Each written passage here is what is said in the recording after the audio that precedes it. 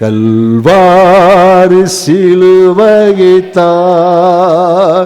நோக்கி பார்த்து திகைக்கின்றே. என்ன அன்பு, என்ன தியாகம், என் மனம் பதறுதே. என்ன தியாகம், மனம் பதறுதே. இயேசுவே என் தெய்வமே, இயேசுவே என் தெய்வமே, என்னை தேடி வந்தவரே.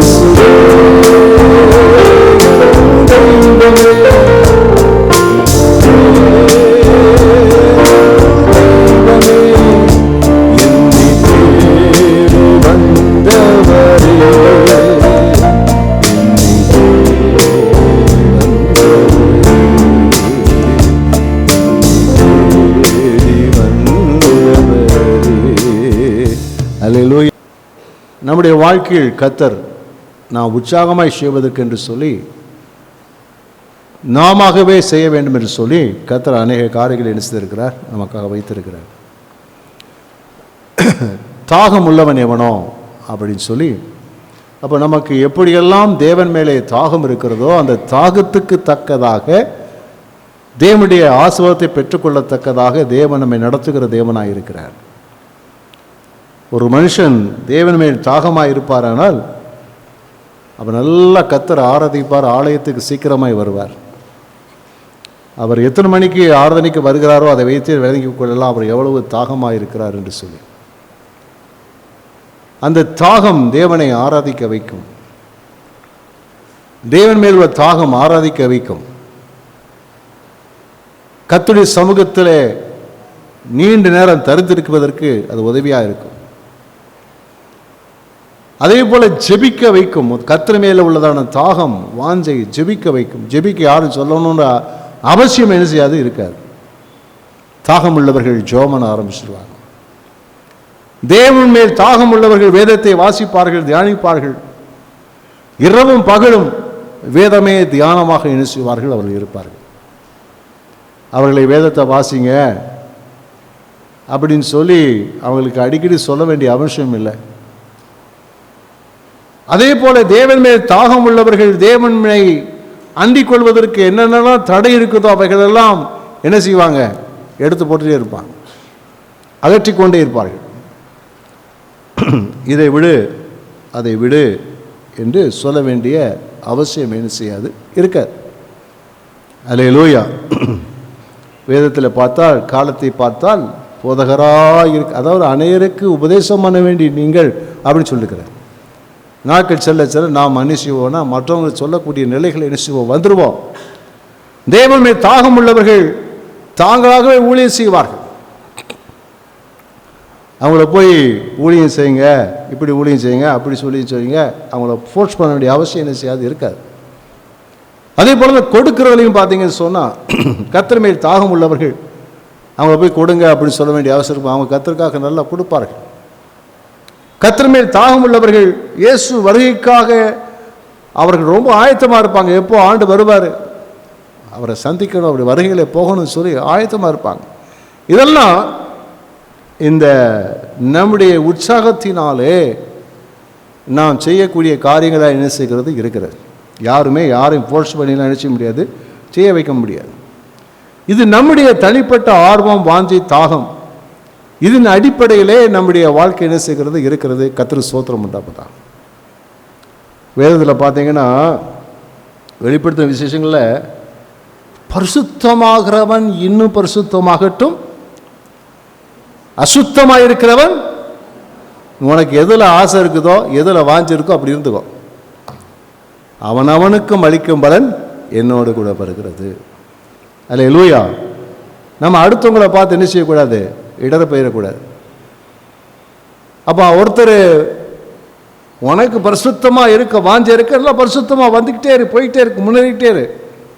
ஒருத்தர் அசுத்தமாக வாழ்ந்துட்டு இருக்கானா அது அவன் பாடு, நியாயத்திற்கு நாள் என்ன செய்யும், விளங்கிக்கொள்ளும். ஆனால் நீ வந்து கொண்டே இரு அப்படின்னு சொல்லி கர்த்தர் சொல்கிறார். இப்படி எல்லாமே நம்முடைய வாஞ்சை தாகத்தின் அடிப்படைகளில் எல்லாம் இருக்கிறது.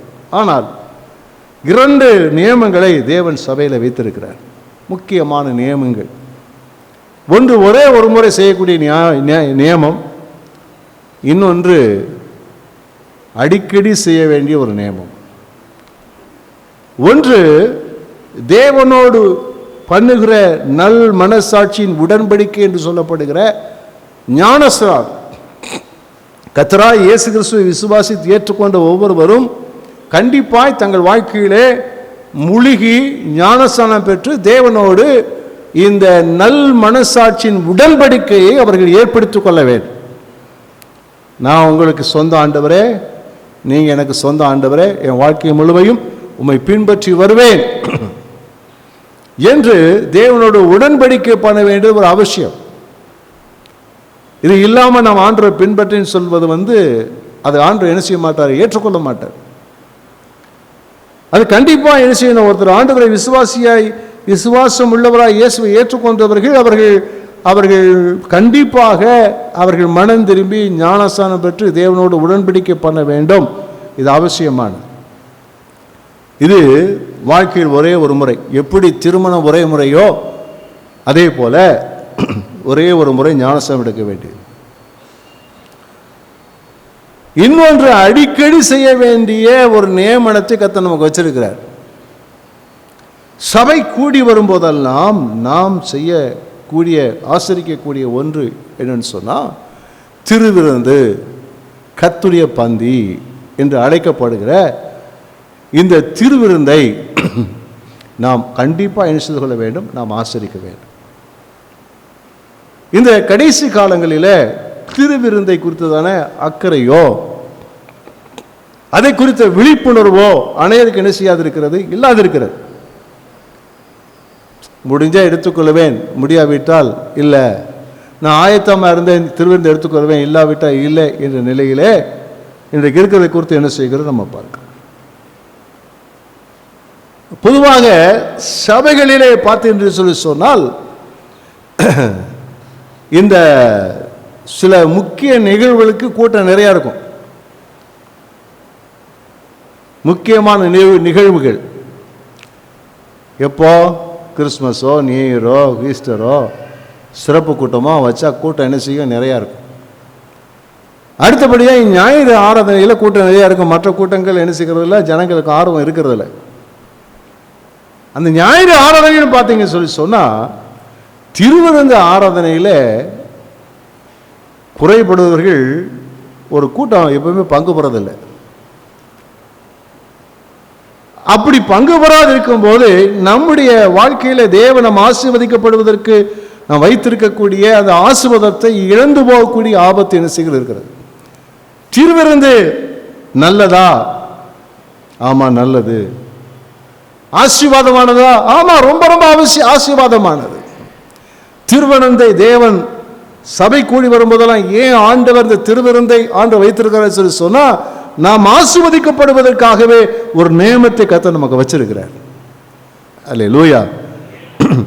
என்ன விளக்கரை கொடுத்தாலும் சரி, திருவிருந்தை மட்டும் என்ன செய்யக்கூடாது, நான் விட்டுவிடக்கூடாது. திருவிருந்தை ஒரு மனிதன் அவர் எடுக்கவில்லை என்றால், கர்த்தராகிய இயேசு கிறிஸ்துவையும் அவருடைய பாடு மரணத்தையும் அவருடைய ரத்தத்தையும் அவமானப்படுத்தணும் என்ன செய்வா நம்ம இருப்பார். அல்லேலூயா. யாரோ ஒரு மிகப்பெரிய கனப்பெற்ற ஒரு மனிதர் நம்ம சந்திக்க வந்திருக்கிறாரு சொன்னால் அவரை பார்க்காம நம்மோட போனோம்னா எப்படி இருப்போமோ அதே போல தான் திருவிருந்திலே நாம் பங்கு பெறாமல் போவோமானால் திருவிருந்தை, கர்த்தரை நாம் அல்லது இயேசுநாதருடைய பாடு மரணத்தை, சிந்தின ரத்தத்தை நாம் அவமரியாதை செய்யக்கூடியவர்களாக என்ன செய்ய இருப்போம். ஆனால் பங்கு பெறும்போது நாம் ஆசீர்வதிக்கப்படுவோம். அல்லேலூயா. கர்த்தருக்கு ஸ்தோத்திரம் உண்டாவதாக. அப்போ ஏன் நம்ம திருவிருந்து ஆசரிக்கிறோம்? இந்த கூட்டம் முடிஞ்ச உடனே நமக்கு திருவிருந்து எடுத்து இருக்கும். கண்டிப்பாக திருவிருந்தில் 2 காரியம் இருக்குது, 2 இருக்குது.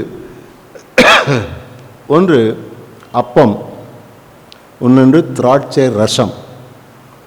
அல்லேலூயா.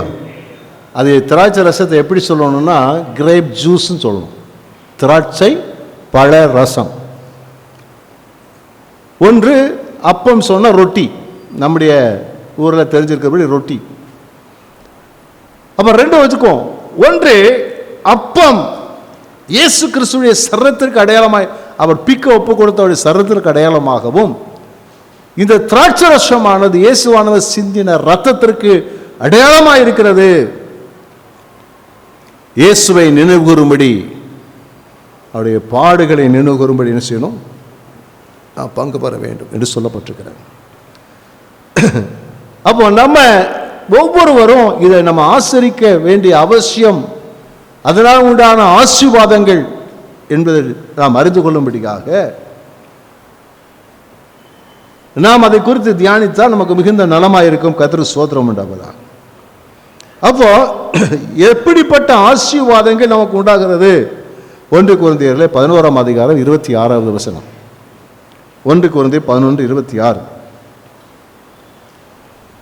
ஆகையால் நீங்கள் இந்த அப்பத்தை புசித்து இந்த பாத்திரத்தில் பானம் பண்ணும் போதெல்லாம் கர்த்தர் வரும் அளவும் அவருடைய மரணத்தை தெரிவிக்கிறீர்கள். அல்லேலூயா. கர்த்தருக்கு ஸ்தோத்திரம் உண்டாவதாக. அப்போ இந்த திருவிருந்தை நாம் ஆசரிக்கும் போதெல்லாம் என்ன நடக்குது சொன்னா, அவருடைய பாடு மரணத்தை என்ன செய்யறோம்? நம்ம அறிவிக்கிறோம். அப்போ இந்த நம்முடைய வாழ்க்கையிலே இன்னைக்கு நாம் ரட்சிக்கப்பட்டிருக்கிறோம் என்றால் அது ரொம்ப விசேஷமானது. இந்த ரட்சிப்பை குறித்த செய்தியை, நற்செய்தியை கேட்பதற்கு தேவதூதர்களும் ஆவலாக இருக்கிறார் சொல்லப்பட்டிருக்கிறது. அப்போ இந்த ரட்சிப்புக்காக தேவனாகிய கர்த்தர் கொடுத்த மிகப்பெரிய விலைக்கரியம் என்ன செய்கிறது இருக்கிறது. அப்போ இது எதை வலியுறுத்துவது சொல்லி சொன்னா, நம்ம ரட்சிக்கப்பட்டதுன்னு சொல்லி சும்மா ரட்சிக்கப்படலை, அதுக்கு பெரிய ஒரு தியாகம், மிகப்பெரிய தியாகம், விலைக்கரியம் கொடுக்கப்பட்டிருக்கிறது. அல்லேலூயா. கொஞ்சம் யோசிச்சு பாருங்க. நம்முடைய பாவங்கள் எல்லாம் மன்னிக்கப்படலைன்னா, நாம் தேவனுடைய பிள்ளைகளாக மாறலைன்னா இன்னைக்கு என்னெல்லாம் சம்பவிச்சிருக்கு நம்ம லைஃப்ல, என்ன நடக்கும் நம்ம லைஃப்ல? இன்னைக்கு பெற்றிருக்கிற எந்த ஆசீர்வாதங்களும் நம்ம வாழ்க்கையில் வந்திருக்காது. நம்ம கொடுக்கப்பட்ட மேன்மைகள் ஒன்று இருக்காது. பரிசுத்தவான்கள், ராஜரீக ஆசார கூட்டங்கள், நீதிமான்கள், கர்த்தருடைய சீஷர்கள், அல்லேலூயா, கர்த்தருடைய ஸ்தானாதிபதிகள் என்று சொல்லி பல பேர்கள் நம்ம அழைக்கப்படுகிறோம். இதெல்லாம் மேன்மை, நம்ம கொடுக்கப்பட்டிருக்கிற மகிமை, மேன்மை. உன்னதங்களிலே இயேசுவோடு கூட இருக்கக்கூடிய அந்த பெரிய பாக்கியத்தை நாம் பெற்றிருக்கிறோம். உயர்ந்த அந்தஸ்து, உயர்ந்த மேன்மை, எல்லாவற்றுக்கும் மேலாக நித்திய ஜீவன், நித்திய காலமாய் தேவனோடு இருக்கக்கூடிய பாக்கியத்தை இருக்கிறோம், பெற்றிருக்கிறோம். இந்த ரட்சிப்பு கர்த்தராகிய இயேசு கிறிஸ்து நமக்காக இந்த உலகத்தில் வந்து பாடுபட்டதினாலே, மரித்ததினாலே நமக்கு இந்த பாக்கியம் நிச்சயப்பட்டு கொடுக்கப்பட்டிருக்கிறது. அப்போ எப்பெல்லாம் திருவிருந்தில் நம்ம பங்கு பெறுறோமோ அப்போ இயேசு கிறிஸ்துவுடைய அந்த பாடுகளை நாம் தியானம் பண்ணுகிறோம். அல்லேலூயா. இயேசுநாதருடைய பாடுகள் என்ன செய்கிறோம்? நாம் தியானம் பண்ணுறோம். உண்மைதானா? அல்லேலூயா.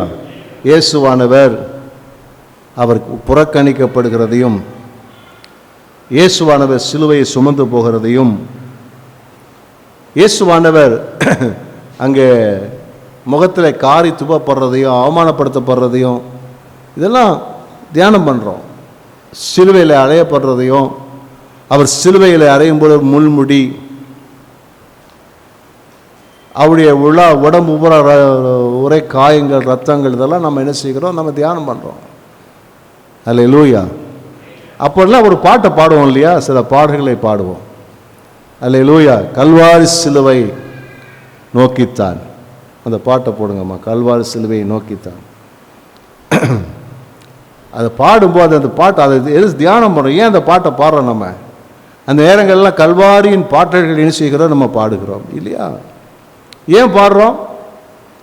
தியானம் பண்ணுகிறோம். அதை பாடும்போது கல்வாரி சிலுவையைத்தான் நோக்கி பார்த்து திகைக்கின்றே, என்ன அன்பு என்ன தியாகம் என் மனம் பதறுதே, என்ன தியாகம் மனம் பதறுதே, இயேசுவே என் தெய்வமே, இயேசுவே என் தெய்வமே, என்னை தேடி வந்தவரே,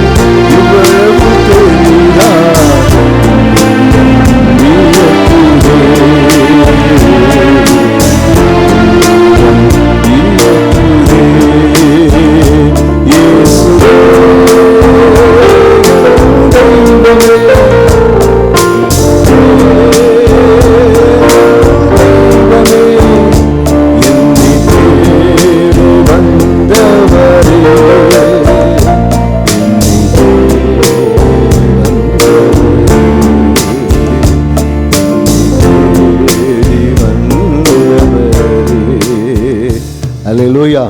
இப்படி அந்த பாடுகளை பாடி பாடி ஒவ்வொரு சரணமாக பாடி பாடி பாடி பாடி ஆண்டவர் எவ்வளோ அன்புள்ளவர், நமக்காக அவமானத்தை ஏற்றுக்கொண்டார், புறக்கணிக்கப்பட்டார், பரியாசம் பண்ணப்பட்டார், 40 அடிகளாக 39 அடிகளாக சவுக்கினால் அடிக்கப்பட்டு சரம் பிக்கப்பட்டார். எருசலேம் வீதிகளிலே சிலுவையை சுமந்து கொண்டு நடந்து போகிறார். கொல்கொதா மலையிலே அவர் சிலுவை என்றுதான் அந்த மரத்திலே அவர் அடிக்கப்பட்டு வானத்துக்கும் பூமிக்கும் இடையிலே அவர் தொங்குகிறார். துடியாய் தலையில் முள்குறியிடம் சூட்டப்பட்ட நிலைகளில் ரத்தம் தலை முதற்கொண்டு உள்ளங்கால் வரைக்கும் ரத்தம் வடிகிறது. ஆனால் சத்தமிடாத ஆட்டுக்குட்டியை போல் இருக்கிறார். எதுக்காக? எனக்காக, உங்களுக்காக, நம்ம எல்லாருக்காக அந்த பாடுகள் என்ன செய்கிறாரு, அவர் ஏற்றுக்கொண்டார். அதைத்தான் அழகாக 1 பேரில் சொல்லப்பட்டிருக்கிறது. 1ஆம் அதிகாரம் 19வது வசனம்.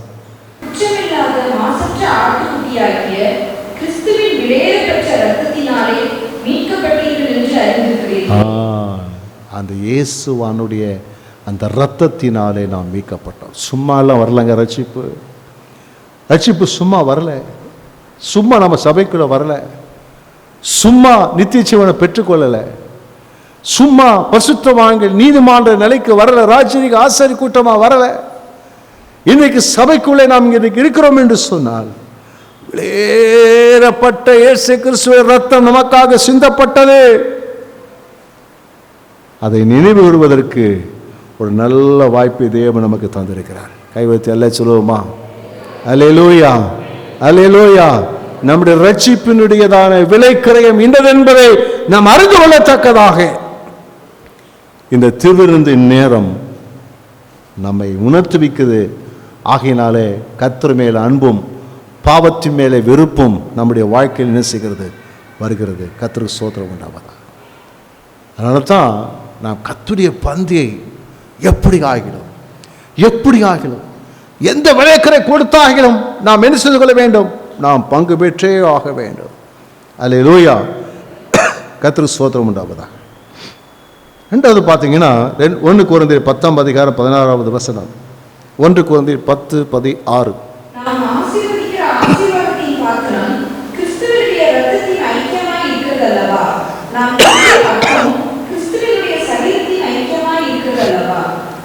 அல்லேலூயா. கிறிஸ்துவுடைய இரத்தத்தின் ஐக்கியமாய் இருக்கிறது அல்லவா? நாம் ஆசீர்வதிக்கிற ஆசீர்வாதத்தின் பாத்திரம் கிறிஸ்துவுடைய இரத்தத்தில் ஐக்கியமாய் இருக்கிறது அல்லவா? நாம் பிக்கிற அப்பம் கிறிஸ்துவுடைய சரீரத்தின் ஐக்கியமாய் இருக்கிறது அல்லவா? அப்போ இது நாம் அந்த அப்பத்திலே புசிக்கும் போது, அந்த திராட்சரசத்திலே நாம் பானம் பண்ணும்போது, இயேசு கிறிஸ்துவுடைய சரீரத்துக்கு அடையாளமாக இருக்கிற அப்பம், இயேசுவின் ரத்தத்திற்கு அடையாளமாக இருக்கக்கூடிய இந்த திராட்சரசத்திலே நாம் புசித்து பானம் பண்ணும்போது ஒன்று நடக்கிறது. நமக்கும் தேவனுக்கும் இடையிலே, நமக்கும் கிறிஸ்துவுக்கு இடையிலே ஒரு ஆழமான உறவு, ஐக்கியம் நமக்குள்ளே என்ன செய்கிறது? உண்டாகிறது. அல்லேலூயா, அல்லேலூயா. கர்த்தருக்கு ஸ்தோத்திரம் உண்டாகும். ஐக்கியம் எவ்வளவு பெரிய பாக்கியம் யோசிச்சு பாருங்க. எவ்வளவு பெரிய பாக்கியம் சொல்லி யோசிச்சு பாருங்க. ஆண்டவர் யோவான் 15 இயேசுவானவர் தான் திராட்சை செடி என்றும் நாம் எல்லாம் கொடிகள் என்றும் ஒரு ஓமையாக சொல்லி, என்னில் நிலைத்திருக்கிற, என்னிலே ஐக்கியமா இருக்கக்கூடிய அந்த கொடி எதுவோ அது மிகுதியான பலனை கொடுக்கும். கர்த்தரோடு நாம் ஐக்கியப்படும் போது நம்முடைய வாழ்க்கையில, ஆவிக்குரிய வாழ்க்கையிலே ஒரு ஜீவன் உண்டாகிறது. நம்ம அறியாம ஒரு பரிசுத்தம், தெய்வீக சுபாவம், தேவனுடைய கிருபைகள், வல்லமைகள், வரங்கள் எல்லாம் என்ன செய்கிறது? சம்பளமாய் வருகிறது. இது நம்ம எப்படி நம்ம தடை விட முடியும்? கிறிஸ்துவோடு உள்ள அந்த ஐக்கியத்தினால் உண்டாகிற சகல மேன்மைகளும் ஆசீர்வாதங்கள் நம்முடைய வாழ்க்கையில பெருகி வருகிறபடியினாலே நம்முடைய வாழ்க்கையில ஒருபோது என்ன செய்யக்கூடாது? திருவிருந்து நம்ம விற்றக்கூடாது. அல்லேலூயா. திருவிருந்து பங்கு பெறும்போது ஐக்கிய தேவனோடு, கிறிஸ்துவோடு நல்ல ஒரு உறவு, ஐக்கியம் என்ன செய்கிறது? உண்டாகிறது. அவரோடு நாம் ஐக்கியப்படுகிறோம். அல்லேலூயா. எவ்வளவு பெரிய ஆசீர்வாதம் பாருங்க. அல்லேலூயா. கர்த்தருக்கு ஸ்தோத்திரம் உண்டாகுதா. இது ஒருபோது என்ன செய்யக்கூடாது? நான் தடை செய்யக்கூடாது. அடுத்து பார்த்தீங்கன்னா அதே அதிகாரம் 1 கொரிந்தியர் 10:17. அந்த ஒரே அப்பத்தில் நாம் எல்லாரும் பங்கு பெறுகிறபடியால் அநேகரான நாம் ஒரே அப்பமும் ஒரே சரீரமுமாய் இருக்கிறோம். அப்ப நாம் அனைவரும் இந்த அப்பத்திலே பங்கு பெறுகிற, இது திராட்சரசத்திலே பங்கு பெறுகிற நாம் அனைவரும், பக்கத்தை பார்த்து சொல்லுங்களேன், நாம் அனைவரும். நல்லா கையை பிடிச்சு தான் சொல்லுங்களேன். அல்லேலூயா. நாம் அனைவரும் எப்படி வர்றோமா? ஐக்கியப்படுகிறோம். நாம் அனைவரும் ஒரே சரீரம் என்ற இடத்துக்குள்ள என்ன செய்து விடுகிறோம்? வந்து விடுகிறோம். நாம் எப்படி இயேசுவாகிய அந்த அப்பத்தை புசிக்கிறோமோ, அதனாலே நாம் என்ன செய்கிறோம் என்றால், நாம் எல்லாரும் ஒரே அப்பத்தை, ஒரே மாംசத்தை புசிக்கிறபடியினாலே நாம் எல்லாரும் ஒன்றாயிருக்கிறோம். ஒரே அப்பமாக, ஒரே சரீரமாக நாம் எல்லாரும் ஒன்றுபடுகிறோம். இயேசுவோடு நாம் ஐக்கியப்படுகிறது போலவே நாம் ஒவ்வொருவரும் ஒவ்வொருவரோடு கூட என்ன செய்கிறோம்? நாம் ஐக்கியப்படுகிற அந்த அனுபவத்துக்குள்ள என்ன செய்து விடுகிறோம்? நாம் வந்து விடுகிறோம். நாம் ஐக்கியப்படுத்துகிற ஒரு அருமையான ஒரு இடம் என்ன சொல்லி சொன்னால், இந்த திருவிருந்து ஆராதனையாக இருக்கிறது. இதில் ஐக்கியப்பட நமக்குள்ள சகோதர ஐக்கியம் அதிகமாக என்ன செய்யும்? பெருகி கொண்டு போகும். சகோதர அன்பு, சகோதர சிநேகம் நமக்குள் அதிக அதிகமாய் பெருகி கொண்டு போகும். கர்த்தருக்கு ஸ்தோத்திரம் உண்டாவதாக. அல்லேலூயா. கர்த்தருக்கு ஸ்தோத்திரம் உண்டாவதாக. அடுத்தபடியாக பார்த்தீங்கன்னா, நான்காவதாக 1 கொரிந்தியர் 11ஆம் அதிகாரம் 28வது வசனம். எந்த மனுஷனும் தன்னைத்தானே சோதித்தறிந்து இந்த அப்பத்தில் புசித்து இந்த பாத்திரத்தில் பானம் பண்ண கடவன். அல்லேலூயா. என்ன நடக்குது?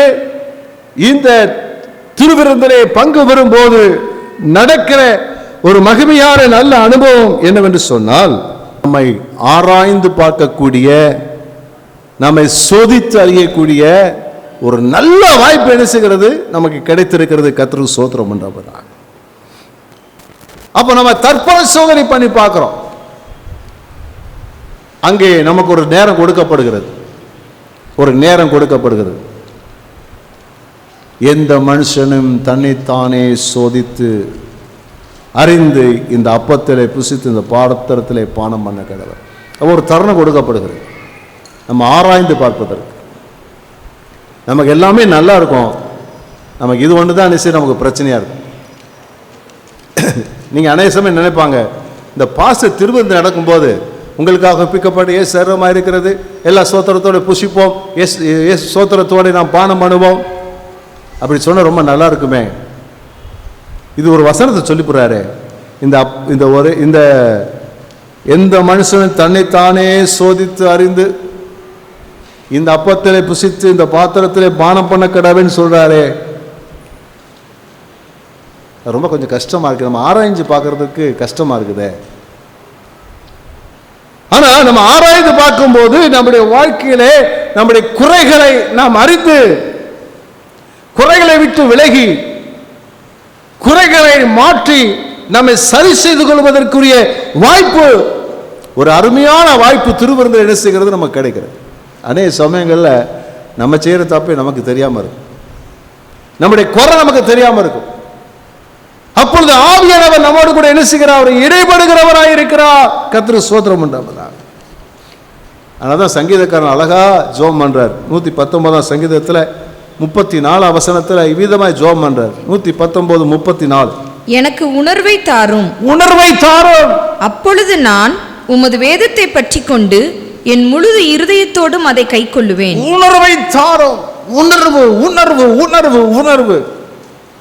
அப்போ திருவிருந்திலே பங்கும் போது நமக்குள்ளே அந்த உணர்வு உண்டாகிறது. நான் என்ன, யாரு, எப்படி இருக்கிறேன், எந்த விதத்தில் இருக்கிறேன், எப்படி இருக்கணும், எப்படி இருக்கிறேன்றதான ஒரு உணர்வு நமக்குள்ள என்ன செய்கிறது? உண்டாகிறது.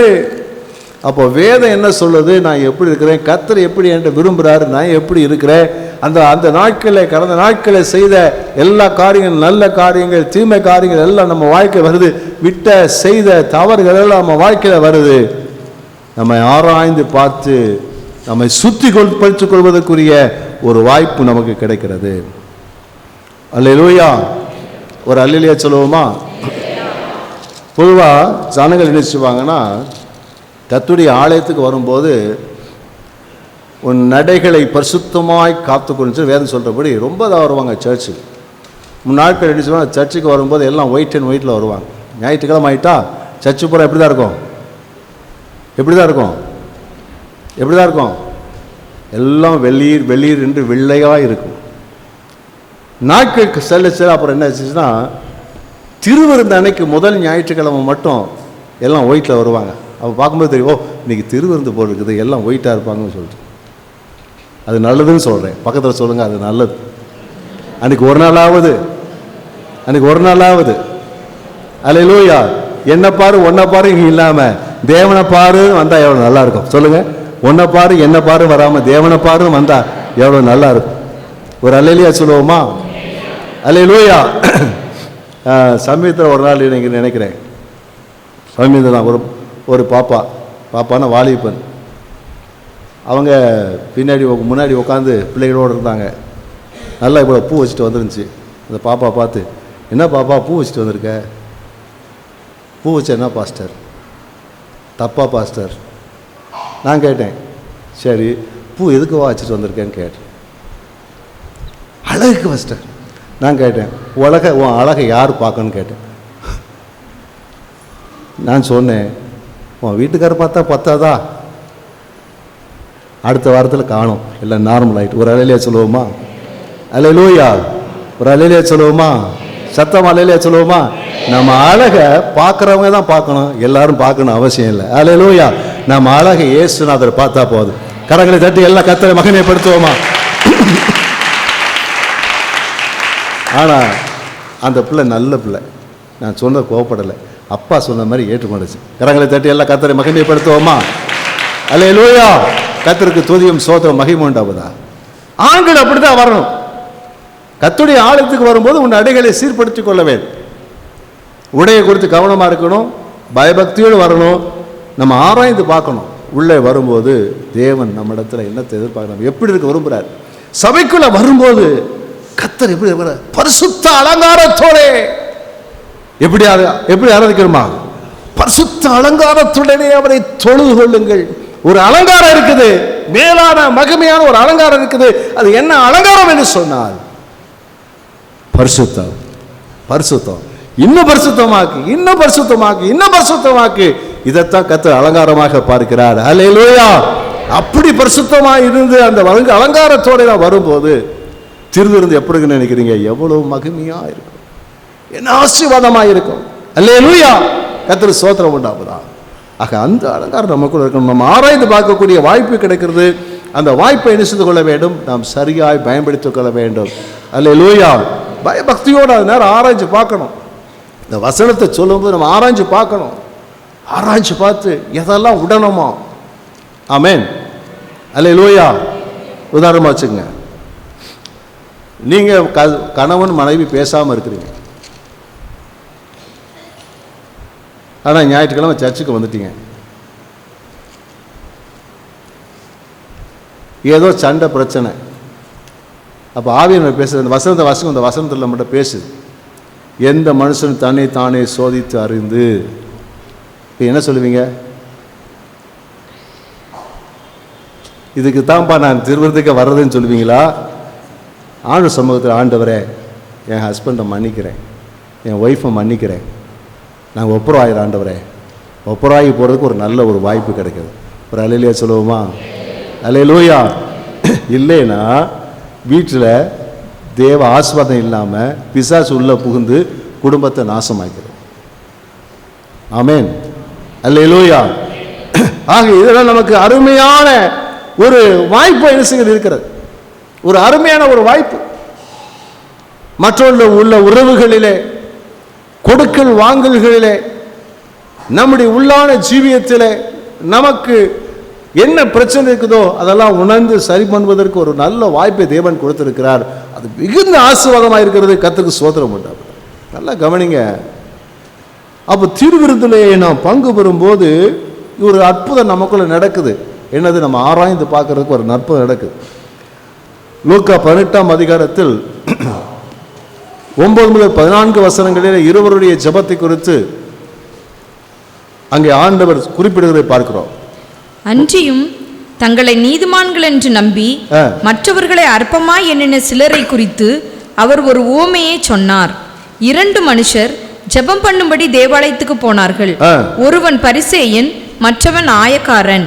பரிசேயன் நின்று, தேவனே, நான் பரிகாரர், அநியாயக்காரர், விபச்சாரக்காரர் ஆகிய மற்ற மனுஷரை போலவும் இந்த ஆயக்காரனை போலவும் இராததனால் உம்மை ஸ்தோத்தரிக்கிறேன். ஒருத்தர் ஜெபம் பண்ணா பாருங்க, தான்ட்ட என்னெல்லாம் இருக்கு, தான் எவ்வளவு நல்லவன், எவ்வளவு பெரியவன், எவ்வளவு நான் எனக்கு கொடுக்கப்பட்டதான மேன்மை என்ன, அதெல்லாம் சொல்லி சொல்லி ஜெபம் பண்றான். அடுத்தால் வாரத்தில் 2 தரம் உபவாசிக்கிறேன், என் சம்பாத்தியத்தில் எல்லாம் தசமபாகம் செலுத்தி வருகிறேன் என்று தனக்குள்ளே ஜெபம் பண்ணினான். ஆயக்காரன் தூரத்திலே நின்று தன் கண்களையும் வானத்துக்கு ஏறெடுக்க துணியாமல் தன் மார்பிலை அடித்து கொண்டு, தேவனே, பாவியாகிய என்மேல் கிருபையாயிரும் என்றான். அவன் அல்ல, இவனே நீதிமானாக்கப்பட்டவனாய் தன் வீட்டுக்கு திரும்பி போனான் என்று உங்களுக்கு சொல்லுகிறேன். 2 பேர் சர்ச்சுக்கு வர்றான், 2 பேர் ஆலயத்துக்கு வர்றான், 2 பேரும் ஜெபம் பண்றான். ஆனா ஒருத்தன் ஜெபம் பண்றான், தேவன்கிட்ட போய் தான் பெருமையெல்லாம் சொல்றான். நான் யார் தெரியுமா? நான் அப்படியாக்கும் இப்படியாக்கும், நான் அவனை போல இல்லை, நான் இப்படியா இருக்கேன், நான் அப்படி கொடுக்குறேன், அப்படி உபவாசம் பண்ணுறேன், அப்படி பண்ணுறேன், இப்படி பண்ணுறேன்னு சொல்லி தேவன்கிட்ட தன்னுடைய பெருமையெல்லாம் ஆண்டுகிட்ட சொல்கிறான். அவருக்கு தெரியாமையா இருக்குது? அவர்கிட்ட சொல்கிறான். இன்னொருத்த சொல்கிறான், உள்ள நுழையும் போதே உணர்வு உண்டாகிறது. ஆலயத்துக்குள்ள வரும்போது ஒரு உணர்வு உண்டாகிறது. அந்த உணர்வு அவனுடைய இருதயத்தில் ஒரு காரியத்தை பண்ண ஆரம்பிச்சது. அந்த உணர்வு தேவனுடைய கிருபையை பெற்றுக்கொள்வதற்கு அவனை வழி நடத்தினது. அந்த உணர்வு வந்த போது அவன் ஆண்டு சமுத்திரத்தை சொல்கிறான், ஆண்டவரே என் மேலே கிருபையாயிரும், நான் எவ்வளவோ தப்பு செய்து குறைவுள்ளவன் தான், இந்த மன்னியும் சொல்லி கிருபையை சொல்லும்போது அவன் அல்ல இவனே நீதிமானாக போனான். அல்லேலூயா. அப்போ அருமையாக நம்முடைய வாழ்க்கையில் நம்முடைய குறைகளை, குற்றங்களை, மீறுதல்களை, செய்ய தவறியவைகளை எல்லாம் உணர்த்தி வைக்கக்கூடிய ஒரு அருமையான ஒரு வாய்ப்பு இருக்கு சொன்னா திருவிருந்தல் இருக்கிறது. நம்மை சுத்திகரிப்பதற்குரிய வாய்ப்பு இருக்கிறது. அது மிகுந்த ஆசீர்வாதமாக இருக்கிறது. அல்லேலூயா. அதனால தான் நம்ம திருவிருந்தல் என்ன செய்யக்கூடாது, ஒரு நாள் தடைப்படக்கூடாது. அல்லேலூயா. ஆண்டவருக்கு ஸ்தோத்திரம் உண்டாவதாக. 1 கொரிந்தியர் 11:29 எண்ணத்தினால் எனில் அபாத்திரமாய் போஜனபானம் பண்ணுகிறவன் கர்த்தருடைய சரீரம் இன்னதென்று நிதானித்து அறியாததினால் தனக்கு ஆக்கினை தீர்ப்பு வரும்படி போஜனபானம் பண்ணுகிறான். இப்படி வாசிங்களேன். இது எதிர்மறையான காரியம். என்னவெனில், தகுதியாய் போஜனபானம் பண்ணுகிறவன் கர்த்தருடைய சரீரம் இன்னதென்று நிதானித்து அறிந்தபடியினால் தனக்கு ஆசீர்வாதம் வரும்படி போஜனம் பண்ணுகிறான். தவறா திருவிருந்து ஆசிரியர்கள் சொல்லப்பட்டிருக்கிறது.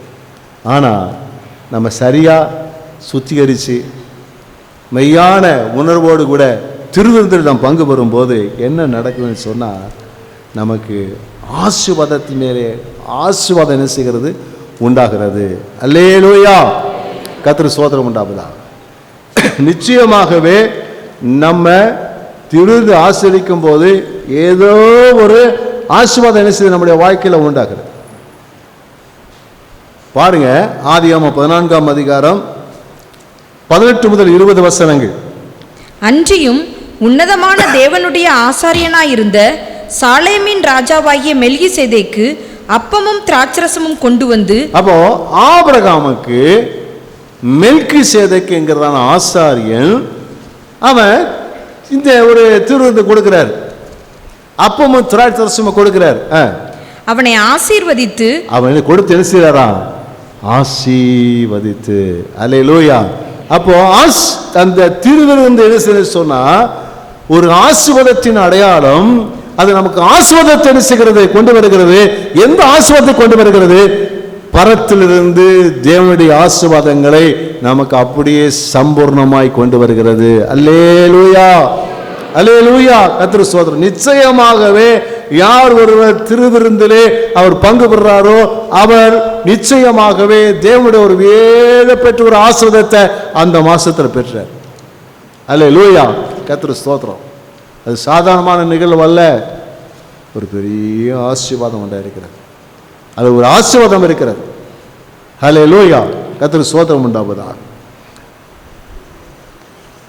அதே அதிகாரத்தில் 11:30 இது நிமித்தம் உங்களில் அநேகர் பலவீனரும் வியாதி உள்ளவர்களுமாய் இருக்கிறார்கள், அநேகர் நித்திரையும் அடைந்திருக்கிறார்கள். என்ன அர்த்தம்னா, இத தகுதியாய் நாம் ஆசரிக்கும் போது என்ன நடக்குது? இது தகுதி இல்லாம துணிகரமா என்ன எங்களுக்கு என்ன நடக்கும் சொல்லி அப்படிப்பட்டவங்களை சொல்லியிருக்கிறது. ஆனால் தகுதியாய் ஆசரித்தால், ஒரு தகுதியாய் ஆசரித்தால், நம்மை ஆராய்ந்து பார்த்து சரி பண்ணி அதை நாம் ஆசரித்தால், இது நிமித்தம் உங்களில் அநேகர் பலவான்களும் ஆரோக்கியம் உள்ளவர்களாயும் ஜீவன் அடையவர்களாயும் இருக்கிறார்கள் என்ற நிலையில அது என்ன செய்யும், அப்படியே நமக்கு வரும். ஒரு அல்லேலூயா சொல்லுவோமா? இதுக்கு எதிர்மறை. நம்ம தகுதியை ஆசரிச்சா நம்ம வியாதி சுகமாகுது, நம்முடைய சரத்தில் அற்புதம் நடக்குது, பலவீனம் மாறுது, சுகம் உண்டாகுது, ஆரோக்கியம் உண்டாகுது. அல்லேலூயா. எத்தனை திருவிருந்தில் சுகம் பெற்றிருக்கிறீங்க? அல்லேலூயா. இது நம்முடைய அனுபவம். திருவிருந்தில் பங்கு வரும்போது நம்மை அறியாத ஒன்று நமக்குள் நடக்கிறது. கிறிஸ்துவோட ஐக்கியமாக இருக்கிறபடியினாலே நம்முடைய சரத்திலே தெய்வீக சுகம், ஆரோக்கியம் உண்டாகிறது தகுதியை ஆசரிக்கும் போது. அதனால தான் பிசாசு என்ன செய்ய மாட்டேங்கிறான்னா நம்மளை ஆசரிக்க விட மாட்டேங்கிறான். எதையாச்சும் சொல்லி ஆசரிக்க விடாதபடி விசுவாசிகளை அவன் தள்ளிட்டு போயிடுறான். நாம் தேவனுடைய பிள்ளைகளாக இருக்கிற நம்ம திருவிருந்து என்ன செய்து கொள்ள வேண்டும், எப்படி ஆசரிக்கணும். 1 பேதுருல பார்த்தீங்கன்னா 2ஆம் அதிகாரம் 24ஆம் வசனத்தில் ஆண்டவர் அழகா சொல்லியிருக்கிறார். நாம் பாவங்களுக்கு செத்து நீதிக்கு பிழைத்திருக்கும்படிக்கு அவர் தாமே தமது சரீரத்திலே நம்முடைய பாவங்களை சிலுவையின் மேல் சுமந்தார். அவருடைய தழும்புகளால் குணமானீர்கள். அவருடைய தழும்புகளால் சுகமானீர்கள். ஆண்டவர் கல்வாரி சிலுவையிலே அவர் சம்பாதித்து வைத்த அந்த தெய்வீக சுகத்தை நாம் திருவிருந்து மூலமாக ஆசரிக்கிறது மூலமாக நாம் பெற்று அனுபவிக்கிறோம். அல்லேலூயா, கர்த்தருக்கு ஸ்தோத்திரம் உண்டாகுறார். அப்போ நம்முடைய வாழ்க்கையில எப்போதெல்லாம் நமக்கு அந்த தண்ணீர் கலக்கப்படுது, எப்பொழுதெல்லாம் ஒரு தண்ணீர் கலக்கப்படுது. ஒரு குளம் இருந்தது, அந்த குளத்துல எப்பொழுதாவது ஒரு தேவதூதர் வந்து அந்த தண்ணீரை கலக்குவான். அது என்ன குளம்? என்ன குளம்? பெதஸ்தா குளத்துல எப்பயாவது ஒரு தேவதூதர் வந்து தண்ணீரை கலக்குவான். அப்ப என்ன நடக்கும்? யார் முதலாவது இறங்குறானோ அவன் சுகமாயிருவான். ஆனா திருவிருந்துல நாம் திருவிருந்து எனக்கு சொன்னா தேவ பிரசன்னம் இறங்கி வருது, அதுல பங்கு பெற எல்லாரும் சுகமாகிறார்கள். ஹல்லேலூயா, கர்த்தர் ஸ்தோத்திரம். நீ விசுவாசிச்சீங்கன்னா நீங்க தெய்வீக சுகத்தை பெற்று அனுபவிப்பீங்க. எவ்வளவு பெரிய கொடிய வியாதியா இருந்தாலும் நிச்சயமாக சுகமாக கூடிய அளவில் அந்த தெய்வீக வல்லம் உங்களை தொட்டு சுகமாக்கும். அதுல பெரிய அற்புதம் நடக்குது. அல்லேலூயா, கர்த்தர் ஸ்தோத்திரம் உண்டாகுதா. எனக்கு 2002 ஒரு மோசமான ஆப்ரேஷன் நடந்தது. அந்த ஆப்ரேஷன் நடந்த நாட்களில் ஆஸ்பத்திரியில் இருக்கிறேன். ஆஸ்பத்திரியில் இருக்கும்போது ஆப்ரேஷன் பண்ண அடுத்தலான்னு நினைக்கிறேன். வாரத்தின் முதலாவது நாள் திருவிருந்து ஆராதனை சர்ச்சில் நான் இங்கே யாரோ ஒரு பாஸ்டர் வந்து நடத்தினாங்க சர்ச்சை. அப்போ அங்கே நான் ஒரு ஆஸ்பத்திரி இருக்கிறேன். எனக்கு சர்ச்சுக்கு போகாமல் இருக்க முடியல. நைஸாக சொல்லாமல் கொள்ளாமல் பக்கத்தில் உள்ள ஒரு சர்ச்சுக்கு போயிட்டேன். அங்கே போய் திருவிருந்து போய் பேசாமல் படுத்துக்கிட்டேன். ஒரு அல்லேலூயா சொல்லுவோமா? எனக்கு என்ன இருக்குது, பாஸ்டருக்கு போய் திருந்து எடுக்கணும்னு போய் எப்படி இருக்குது? டாக்டர்கிட்ட கேட்டால் பெர்மிஷன் தர மாட்டாங்க. நானாக போய் என்ன செஞ்சிட்டேன், போய் திருந்து எடுத்துகிட்டு வந்து படுத்துக்கிட்டேன். ஒரு அல்லேலூயா சொல்லுவோமா? ஏன் இதுக்கு சொல்கிறேன்னா அது அவ்வளோ முக்கியத்துவமானது, அது அவ்வளோ ஆசீர்வாதம் இருக்கிறதே. கர்த்தருக்கு ஸ்தோத்திரம் உண்டாவதாக. யோவான் 6ஆம் அதிகாரம் 53, 54வது வசனங்கள்.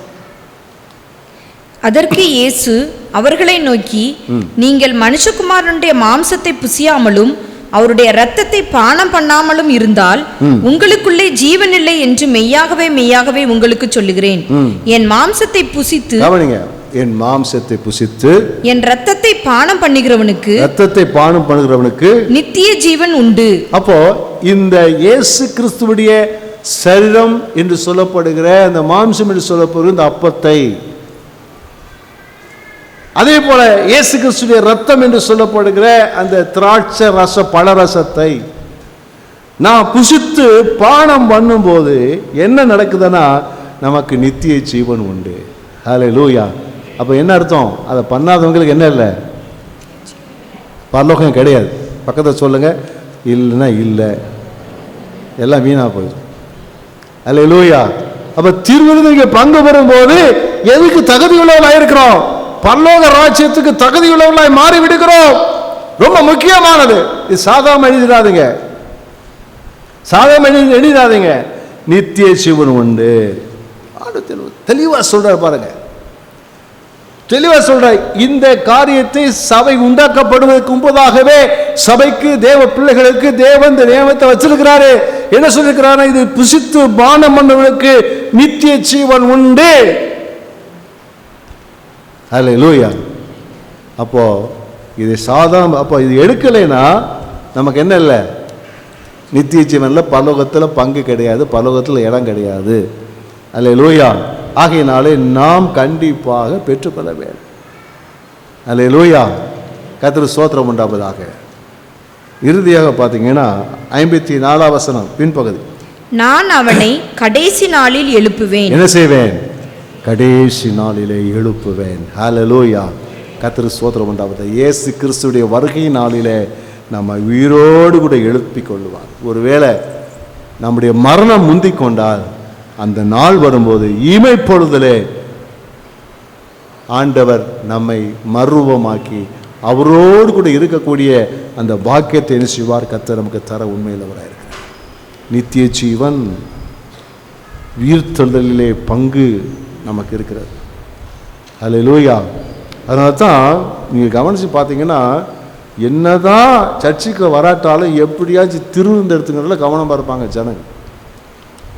திருவிருந்து ரொம்ப கவனமாக இருப்பாங்க.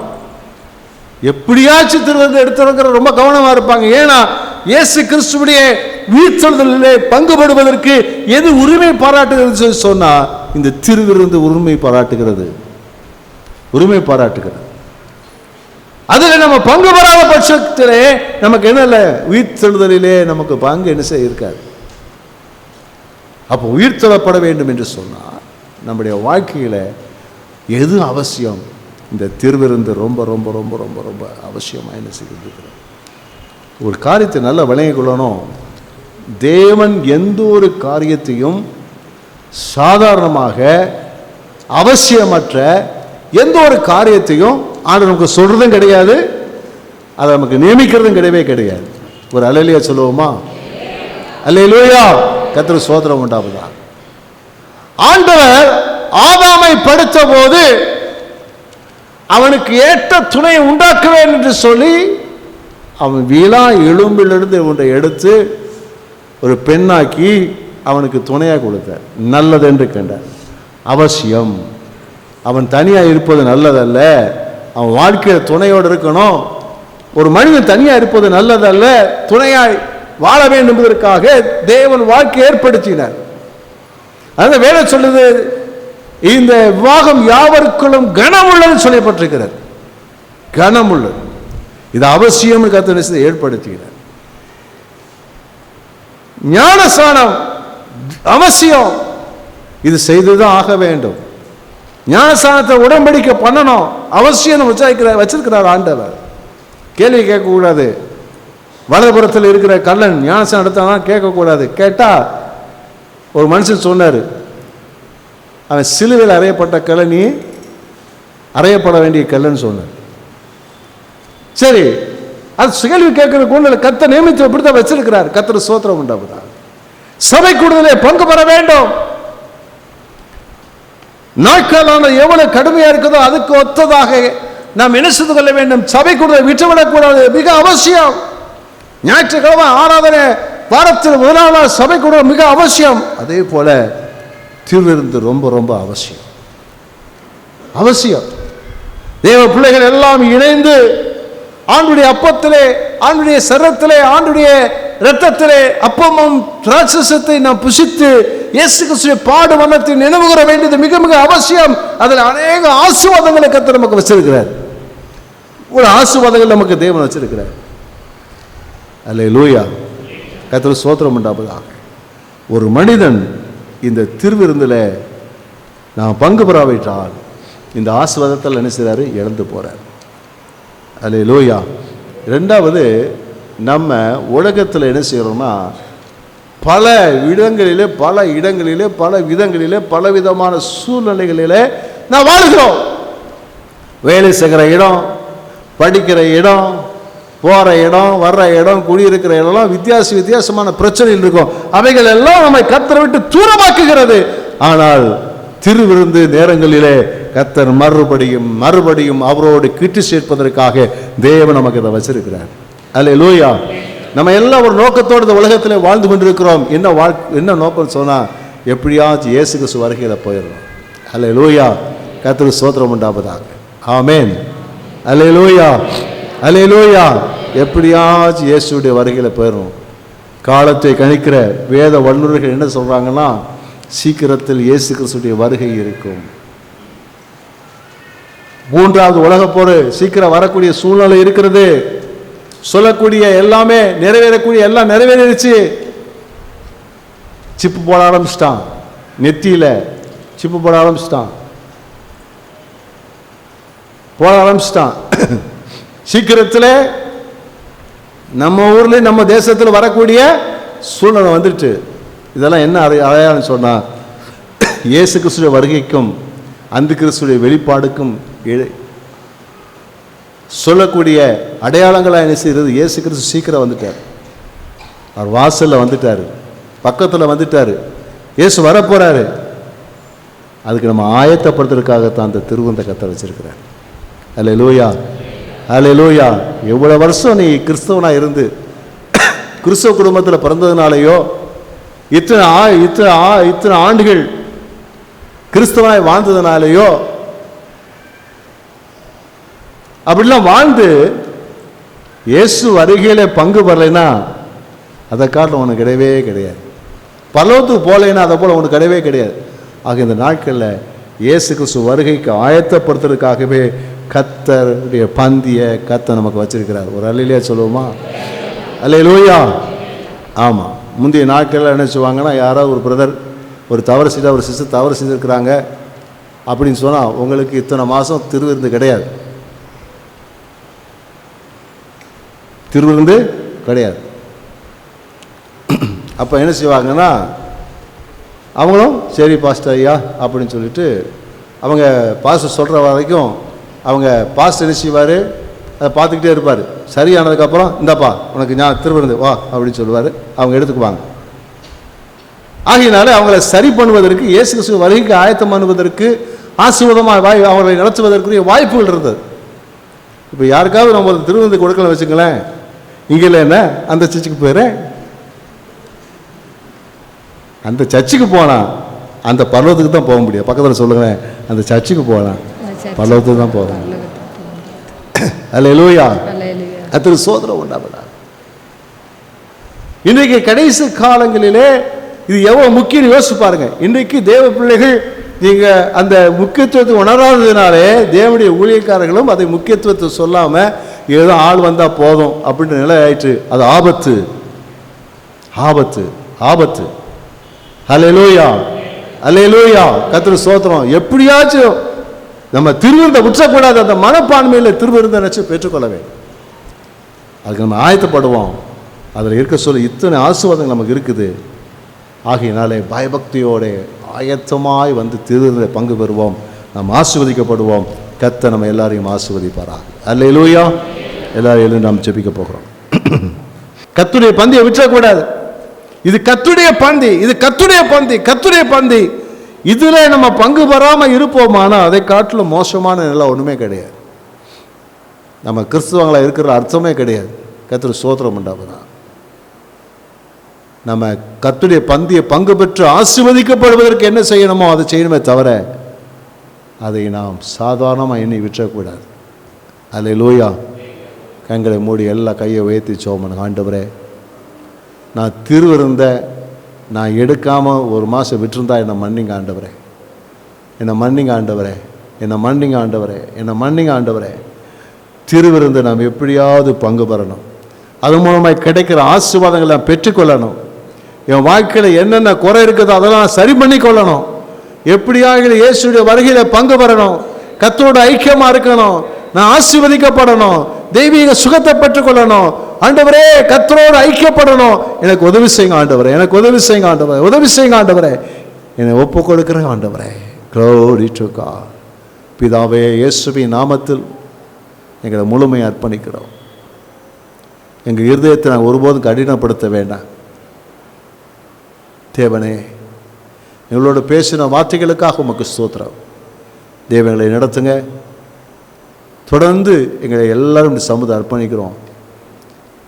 திருவிருந்து எடுப்பதற்கு என்ன தடை இருக்குதோ அந்த தடையை நாங்கள் விடுவோமே தவிர திருவிருந்தை விடமாட்டோம், திருவிருந்தை விடமாட்டோம், கர்த்தருடைய பந்தி விடமாட்டோம்.